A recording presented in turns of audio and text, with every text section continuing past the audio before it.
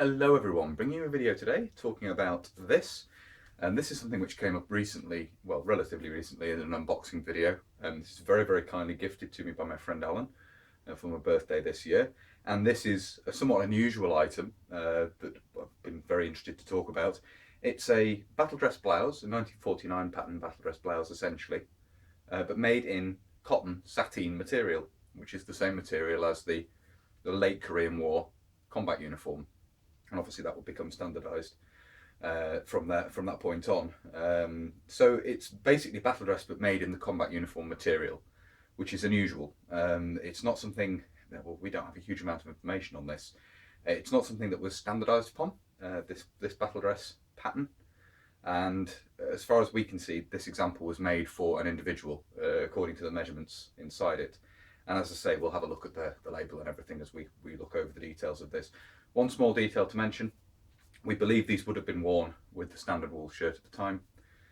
Just that's an assumption basically. The reason there's a cotton shirt here is I don't have access to my wool shirts at the moment, so that's just a stand-in there to set it off a little bit and show it worn with a shirt and tie.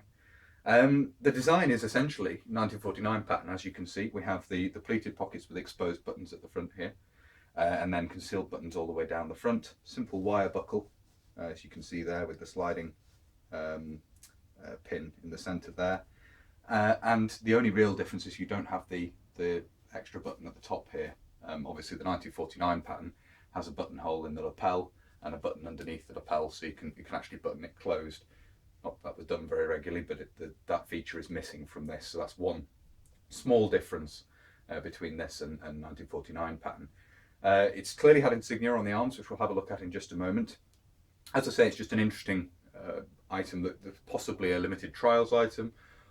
They appear to, as I say, have been made for individual soldiers to their individual measurements. So they're quite interesting from that point of view. Alan has provided me some information as to when he picked this up, which was at War and Peace around 25 years ago.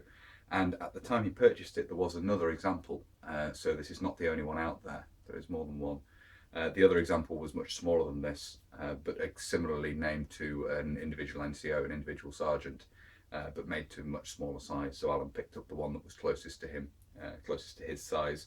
But as I say, that just goes to show there's more than one of these out there, which is interesting. But as I say, a very unusual item, obviously in the mid-50s, which is when this is from. I don't quite know what the purpose of sateen Battledress would have been. But it's nevertheless an interesting oddity to look at. We'll have a look at the left-hand side now. So looking at the left-hand side of the uniform here, hopefully in the light you can see the fading obviously nicely shows off the insignia. I am pondering putting insignia back on, but I would want to try and do a bit of investigation and work out, well, try and find out who the soldier was who wore this. What unit they were in, and perhaps try and replicate the badges. I'm not sure on that. Unfortunately, when they've been removed, there has been a little bit of damage to the sateen cloth, so perhaps putting them back on from that point of view, if you did want to remove them again, not the best idea. I might well leave well enough alone. You can see we have the epaulette up here, and obviously all the buttons and everything are standard 1949 pattern, and the cuff there. If I unbutton this, see the cuff there, the sleeve of the shirt inside, they just took that out of the way. Just a simple single button cuff there. Move this round now and have a look at the back. Looking at the back of the uniform here, we can see the single seam running down the rear, and that runs down, well, there's a seam in the waistband as well, as you can see there. We have buttonholes on each side. This of course is part of the design, allowing the blouse to be buttoned onto the trousers to almost create a one-piece suit out of the two pieces, links them together. And this essentially goes back to the fact that obviously Battledress originally is based on 1930s ski clothing, which had a similar system of trousers buttoned onto the high-waisted jacket. We'll move this around now and have a look at the right-hand side. On the right-hand side here, you can see we have again the ghosting. There's nothing more to see in terms of details, but we do again have the ghosting of the insignia that was worn. The round formation badge there, possibly the Berlin Brigade. I'm not aware of other insignia which was playing around by the mid-50s. I can't remember when the Berlin title appeared. Obviously originally the Berlin Brigade insignia was just the red ring on a black background. Then it gained Berlin above, and I can't quite remember off the top of my head when that occurred. But a long title there, and obviously we have the different shapes. Some more of a shield shape on the other arm for the formation insignia, which is consistent with British Army practice at the time. We'd have your parent brigade on one arm, your administrative brigade basically, and then the brigade you've been deployed to, the badge for that will be worn on the other arm. So that's consistent, having the ghosting of the two different shapes with the time period this was made. We'll look at this turned inside out in just a moment, but just to show you here the buttons down the front, we do also have a button on the waistband as well as the 4 running up the front there, and this of course buttons onto a concealed buttonhole in the waistband there, as you can see just behind the belt. So there's that extra button at the bottom as well as the 4 running up the front of the blouse itself. So here we can see the blouse turned inside out, and as you can see here we have a single inside pocket. This is lined in a very similar fashion, in the same sort of material as combat uniform as well. The sleeves are fully lined, and obviously you have lining up to the front here. Obviously the only section that isn't lined is the second section with the buttonholes.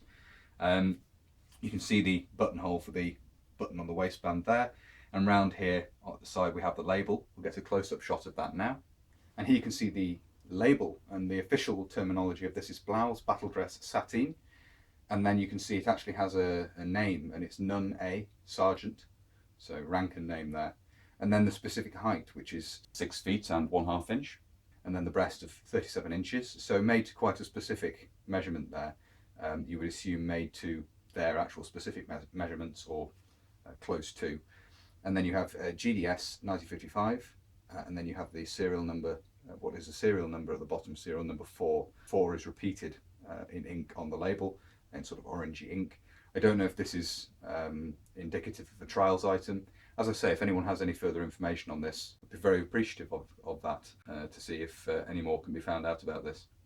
Looking at the back of the inside of the uniform here, you can see again the lining material. It's fully lined. And then at the top here, we have a hanging tab. If I can show that there, there's a hanging tab at the collar there. So as I say, lined in a very similar material to combat uniform as well. But quite an interesting item from that point of view, marrying sort of elements of the two designs. So there we are, that's a look at this quite unusual Battledress blouse. As I say, very strange to see one of these made in sateen, but it exists and was clearly made for a purpose. Quite what that purpose was, unclear.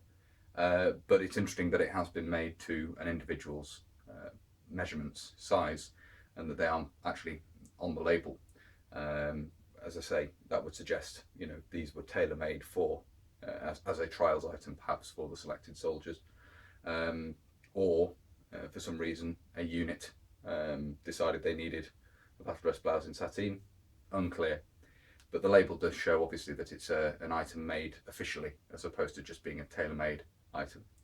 So that's a look at what is essentially a 1949 pattern Battledress in sateen. I hope you found it interesting looking at this.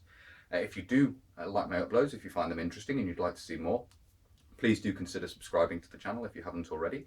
And if you've already subscribed, or if you're newly subscribing, make sure you hit the little bell or notification button down below to be notified when I upload future videos. Of course, if you really like my uploads and you'd like to support the channel, you can do, and a big thank you to everyone who does.